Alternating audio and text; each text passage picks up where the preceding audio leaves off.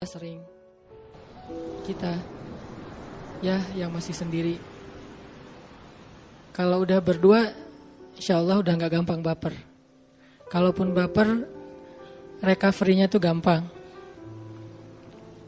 Kalau bapernya di luar, tinggal pulang ke rumah. Kalau bapernya di rumah, tinggal keluar aja. Nabi pernah baper? Pernah, walaupun baper Nabi itu baper fisabilillah ya. Kenapa saya bilang baper fisabilillah? Karena bapernya karena dakwah. Kalau kita bapernya karena masa lalu, baper ngelihat tadi mantan udah bahagia, itu rasanya kayak luka yang dikasih garam, makin perih. Udah terluka dikasih lagi garam, udah jatuh ketiban tangga. Tapi kalau kita udah bahagia duluan, ngelihat mantan udah kayak gitu kan gak terlalu baper ya, biasa aja, gak nyesel. Kenapa? Kita juga udah duluan bahagia. Ini bapernya kita. Kalau bapernya Nabi, baper fisabilillah. Bapernya Nabi itu karena dakwah. Salah satu ayat baper di awal-awal dakwah itu surat Muzammil. Kenapa Nabi baper? Karena di luar tuh banyak yang mencela Nabi, banyak yang memfitnah Nabi, banyak yang menghina Nabi, banyak yang menyakiti Nabi. Akhirnya Nabi sedih, kan baper kan? Akhirnya Nabi sedikit kecewa. Nah, itu bapernya Nabi. Pulang ke rumah Khadijah radhiyallahu anha. Sampai di rumah, baper itu reda secara pelan-pelan. Kenapa bisa kayak gitu? Pertama reda karena ngelihat wajah Khadijah. Wajah Khadijah itu obat buat Nabi. Kemudian sentuhan tangan Khadijah, dibelai sama Khadijah. Nabi istirahat, tidur karena Nabi pulang udah malam banget. Udah capek seharian dihina, dicela, dicaci maki, direndahkan, disakiti, dimusuhi seharian. Bayangin keluar habis subuh, cuman pengen berdakwah nih. Pulang-pulang hampir tengah malam, pulang dalam keadaan hampir gak ada satupun yang beriman. Yang kayak gitu tuh sering Nabi tuh. Ibarat kita dari pagi sampai malam keluar, gak ada 1 rupiah pun yang bawa pulang. Kan baper ya kalau yang kerja nih. Apalagi kerjanya belum tetap, bukan sebagai employee, sebutlah kayak usaha, dagang. Keluar subuh-subuh, pulang tengah malam, gak ada satupun dagangan yang laku. Nabi juga sering kayak gitu, cuman bukan dagangan, dakwah. Keluar subuh-subuh, pulang malam, gak ada satupun orang yang beriman. Jadi gak ada yang close gitu. Semuanya ya deh, paling-paling gitu. Kayak kita nawar-nawarin apa gitu. Oh ya udah saya ntar ikut. Ntar saya hubungin lagi. Oh ya kayak gitu-gitulah. Kita kayak sales gitu kan. Keluar pagi-pagi ngejual barang, terus akhirnya kasih kartu nama. Orang cuma basa-basi doang mau beli, basa-basi doang akan hubungi kembali, basa-basi doang lagi nggak bawa duit apalah segala macam alasan. Sampai malam nggak ada yang beli satupun. Padahal ada target, kalau kita dari perusahaan itu minimal sehari ngejual 2 barang misalnya. Tapi sampai malam nggak ada yang laku, sedih, kecewa, kadang-kadang ngerasa kayak besok perlu keluar lagi enggak, ngerasa putus asa, kayaknya udah enggak akan berhasil usaha ini atau dagangan ini atau profesi ini. Nabi enggak sampai ke tingkat putus asa, tapi kecewa berat sering. Sedih luar biasa tuh sering. Bukan sedih karena beliau dicelanya nih. Nabi bukan tipe kayak kita yang baper karena dicela, tapi sedih kepada orang yang mencela. Kasihan gitu. Makin dicela, Nabi makin kasihan sama dia dan sedih, memikirkan nasib dia nanti di akhirat. Jadi kalau sedih kita mikirin nasib sendiri, baper kita tuh mikirin diri sendiri. Bapernya Nabi itu mikirin orang lain. Gimana nanti kalau dia gak terima hidayah, pas dia meninggal gimana nanti di akhirat? Saya gak bisa nolong. Karena kalau gak masuk Islam, Nabi gak bisa nolong, gak dikasih izin sama Allah. Yang dikasih izin cuman orang yang bersyahadat.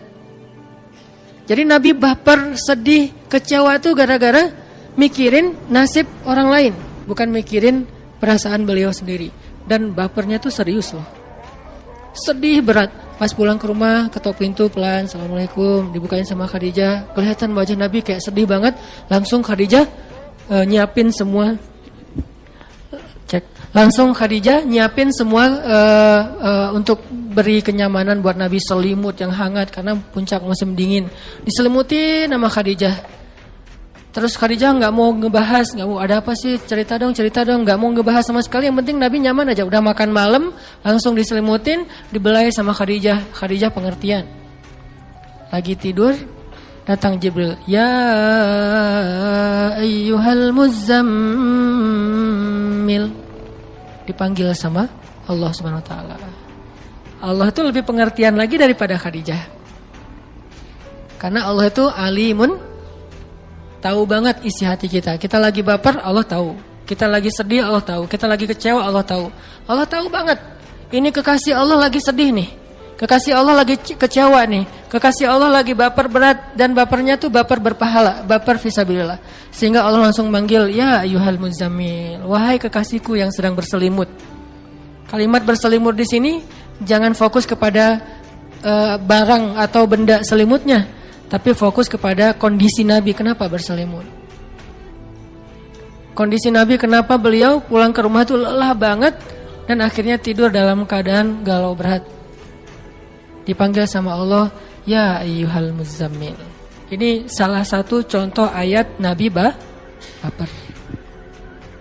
Kayak bapernya ibu lah.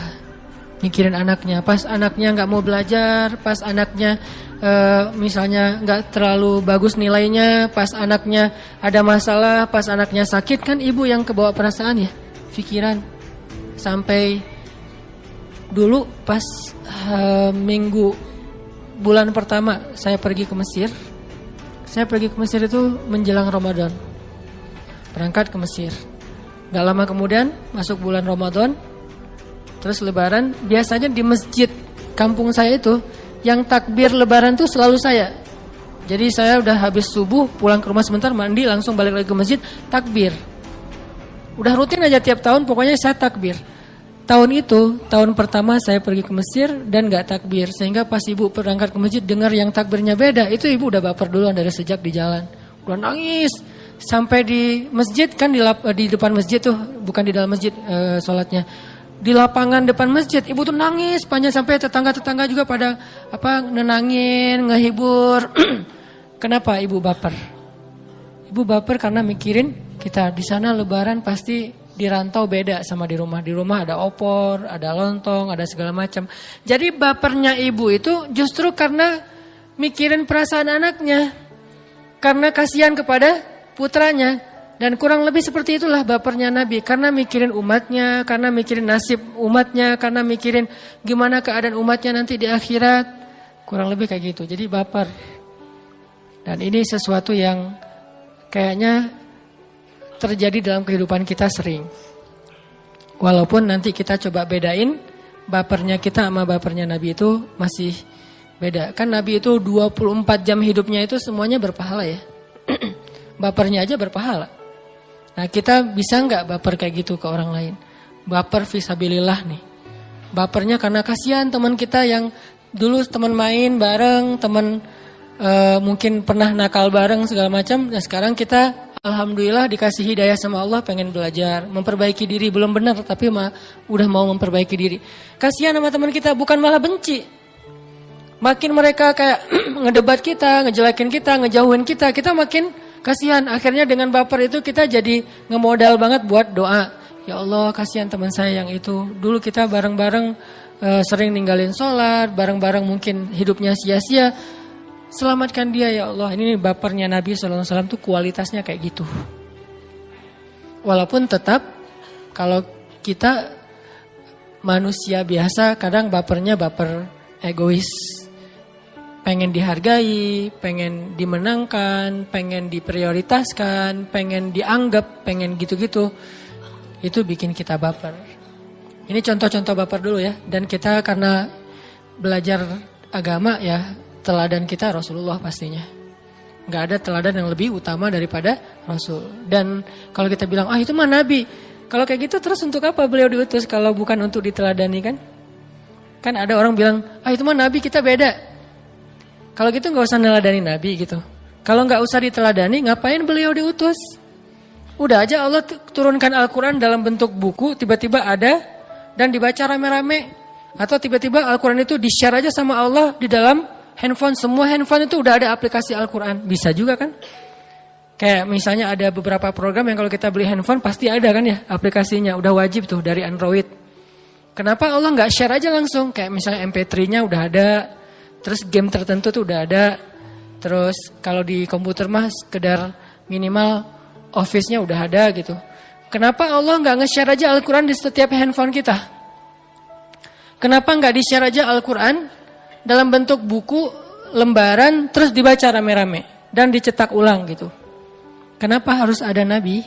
Karena kalau lembaran cuman teori, tapi tidak ada visual teladannya, uswahnya tuh nggak ada. Nabi diutus supaya ditiru. Nabi diutus supaya dicontoh. Nabi diutus supaya diteladani. Jadi kalau kita bilang itu mah Nabi, kita beda. Terus buat apa Nabi diutus? Itu kan logika sederhananya. Tapi kan kita nggak bakalan bisa seperti Nabi. Emang nggak bakalan bisa sama persis kayak Nabi. Tapi kita tetap bisa berada di track yang sama dengan Nabi walaupun jaraknya jauh. Nggak akan pernah sejajar sama Nabi. Ibaratnya ini perjalanan kayak maraton gitu, mungkin kita entah berapa kilo ketinggalan di belakang, tapi minimal kita nggak salah jalan, walaupun telat sampai juga, daripada kita berpikir dia mah pro, saya nggak akan lewat jalan itu, sehingga akhirnya nggak sampai di tujuan. Walaupun kita nggak pro, masih amatiran banget, baru belajar, nggak apa-apa deh, telat juga sampainya, nanti dibantu sama Nabi. Ketika Nabi nunggu di akhirat kok nggak sampai di surga, nanti Nabi nyusul. Nanti Nabi akan bawa kita kendaraan. Ibarat kalau di surfing itu pas dia swipe out gitu kan, disapu sama ombak, terdatang rescue-nya. Minimal dia udah ada di situ. Daripada gua males juga ya, ternyata itu pro semua yang main, akhirnya kita di pantai doang. Enggak. Minimal dia sama-sama beraktivitas yang sama, walaupun ada yang pro, ada yang amatiran. Jadi Nabi itu untuk ditiru, bukan untuk banggain doang. Rasulullah apa segala macam untuk ditiru. Walaupun kita nggak bisa niru semuanya. Termasuk dalam bab baper-baperan. Baper itu bukan cuman kebiasaan ABG anak muda doang. Orang tua juga bisa baper. Cuman kasusnya beda-beda. Nah, Rasulullah SAW sendiri baper. Kok Nabi bisa baper? Karena beliau manusia. Masa sih?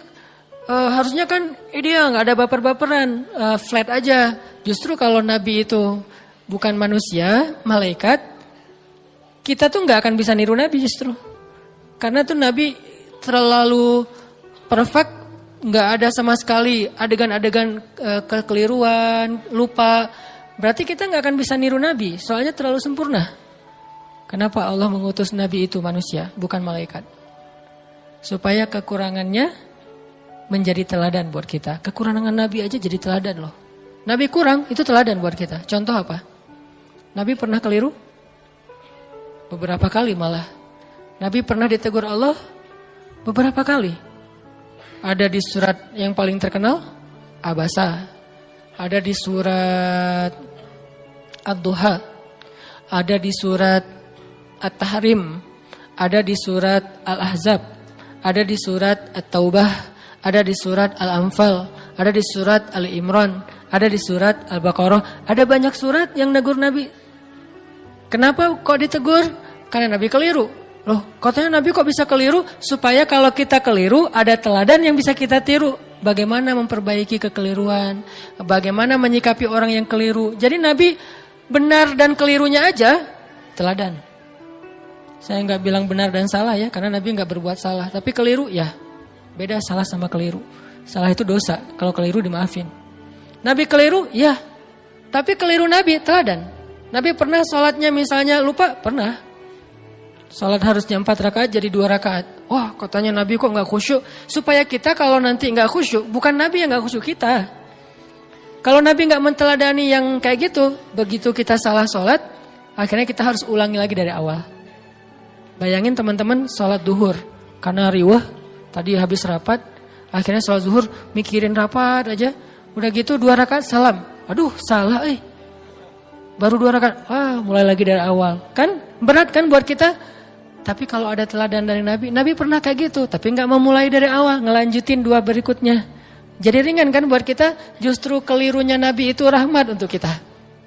Nabi keliru, rahmat untuk kita, supaya kita bisa mencontohi Nabi dalam hal yang sama, dan itu keringanan dari Allah SWT. Termasuk baper, ada teladannya dari Nabi. Kalau kita nggak bisa baper kayak versi Nabi banget, minimal mendekatilah. Nabi itu paling baper, salah satunya gara-gara dakwah. Dan yang buat Nabi lebih baper lagi apa teman-teman? Sampai turun atau sampai muncul satu fikih baru, namanya fikih kunut nazilah. Itu kan gara-gara Nabi baper kan? Baper terhadap apa? Ada beberapa orang utusan Nabi, sahabat, hafiz Al-Quran, yang dibantai sama musuh di Bi'rul Ma'unah namanya, di sebuah sumur Ma'unah, itu mereka tuh dibunuhin sama musuh, dikhianatin. Tadi katanya pengen belajar dakwah. Muhammad utus dong.